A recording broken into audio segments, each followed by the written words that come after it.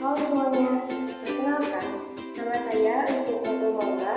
Saya dari kelas 12 MIPA 1. Di sini, saya akan menjelaskan tentang GLBB dan salah satu konsepnya. Nah, langsung saja. Apa sih yang dimaksud dengan GLBB? Nah, GLBB atau gerak lurus berubah beraturan adalah gerak suatu benda yang lintasannya lurus dan kecepatannya berubah secara konstan. Nah, untuk GLBB ini memiliki beberapa konsep, diantaranya yaitu GLBB dipercepat, GLBB diperlambat, gerak vertikal, dan gerak peluru atau gerak parabola. Di sini saya akan menjelaskan gerak peluru atau gerak parabola. Yang pertama ada pengertian gerak peluru atau gerak parabola. Gerak parabola adalah gerak yang lintasannya tidak lurus dan membentuk parabola. Hal ini terjadi karena adanya gabungan antara GLB dan GLBB. Kedua, ada persamaan gerak parabola. Persamaan gerak parabola terbagi menjadi dua, yaitu persamaan untuk sumbu X dan persamaan untuk sumbu Y. Bisa kita lihat di papan tulis ini. Nah, rumus untuk sumbu X yaitu Vx sama dengan V0x dikali V0. Nah, untuk rumus sumbu X yaitu Vx sama dengan V0x sama dengan V0 dikali cos theta. Dan Vx-nya adalah kecepatan ke arah sumbu X dengan satuan meter per sekon. Kemudian V0 yaitu kecepatan awal dengan satuan meter per sekon. X yaitu jarak dengan satuan meter. Kemudian theta yaitu sudut elevasi dengan satuan derajat.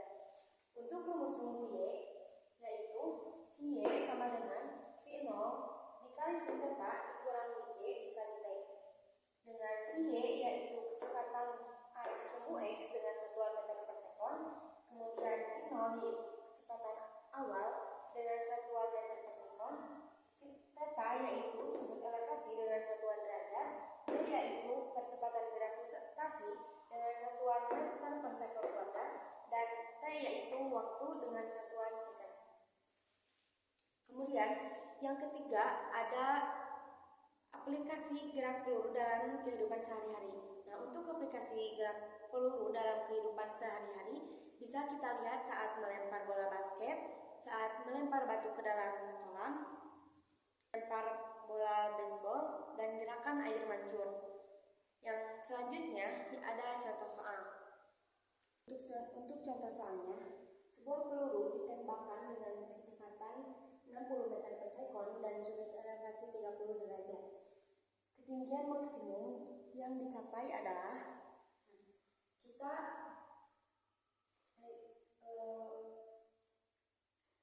memakai diketahui, ditanya dan dijawab. Yang pertama ada diketahui di sini kecepatan awal yaitu 60 meter per sekon dan sudut elevasi 30 derajat. Yang ditanyanya yaitu kecepatan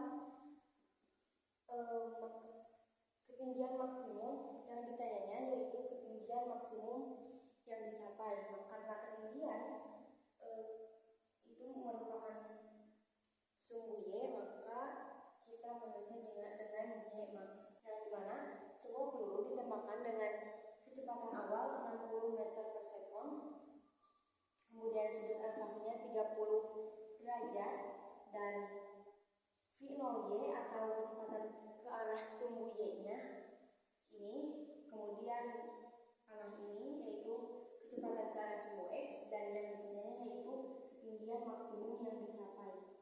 Nah, selanjutnya untuk mencari ketinggian maksimum menggunakan rumus V0Y dikali T dikurangi setengah dikali G dikali T kuadrat. Untuk mendapatkan angka-angka dari rumus ini ada beberapa tahapan yang harus kita cari. Yang pertama mencari V0Y dengan rumus V0 kali sin theta. V0-nya 60 meter per sekon dikali sin theta-nya kan 30. Kita tulis saja 30 sama dengan 60 dikali sin 30 itu adalah setengah. Jadi 60 kali setengah yaitu 30 meter per sekon. Nah, yang selanjutnya yaitu kita mencari waktu dengan menggunakan rumus VY sama dengan V0Y dikurangi J dikali T. Dengan V0Y nya yaitu 30, kecepatan gravitasinya jika tidak ada di dalam soal maka itu adalah 10 meter per sekon kuadrat. Kemudian T nya yang kita cari kita tulis lagi. Nah, kita turunkan yang 30 ini V0Y nya, kemudian min 10 T kita pindah luaskan ke sebelah kanan nih menjadi 10 T. Jadi 30 dibagi 10 sama dengan 3 second. Jika T nya sudah ditemukan maka kita kembali lagi ke rumus yang awal, yaitu V0Y sama dengan V0Y dikali T dikurangi setengah kali J dikali T kuadrat dengan V0Y nya 30, kemudian T nya 3 dikurangi setengah dikali kecepatan gravitasinya 10 dan waktunya 3 second dikuadratkan. Kemudian 30 dikali 30 sama dengan 90 dikurangi setengah kali 10 sama dengan 5. 3 kali 3 9, 5 kali 9 sama dengan 45.